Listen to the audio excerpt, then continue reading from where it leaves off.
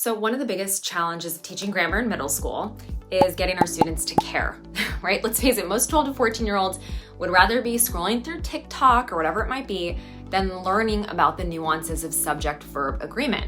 But with the help of the 3 pillars that we talked about last week on our YouTube channel, direct instruction, hands-on games, application to writing, this is where these concepts are actually going to start to stick with our students beyond that end of unit test. So if you haven't watched that one, definitely go back and make sure that you watch that YouTube video.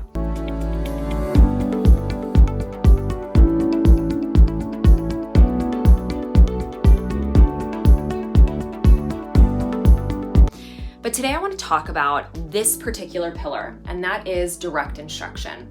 And there really are 3 components within direct instruction that we believe is incredibly important to implementing this effectively in your classroom. And those 3 things include make it interactive, scaffold the learning, and then connect it to real life.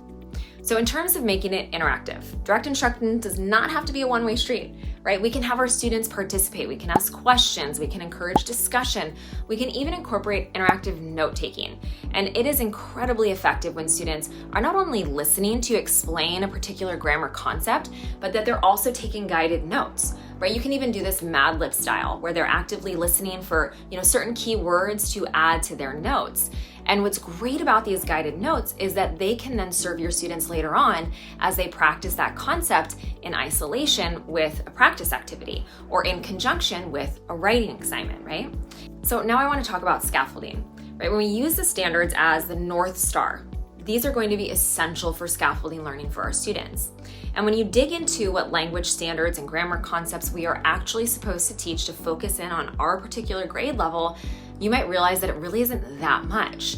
And then what happens is you can more closely examine just those particular standards and see what support students may need. So for example, before you teach a unit on verbals to your 8th graders, they might need a refresher on certain aspects of verbs, and that's totally fine.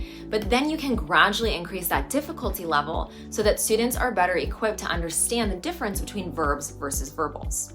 So definitely want to be incorporating, scaffolding our learning by using the standards to guide us in that scaffolding for our students. So then the third thing that I want to talk about that I think is the most important for our middle school students is connecting our direct instruction to real life.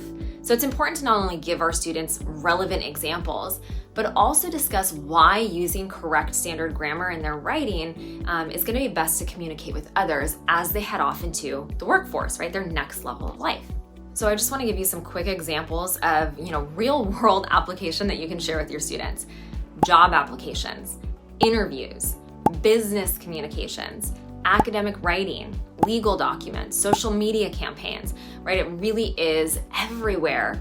But I think it's important to be able to communicate that to our students when we are teaching them these grammar concepts. So within the idea of direct instruction, right, we have those 3 pertinent things that we discussed that we want to just, always keep top of mind as we are teaching grammar to our students.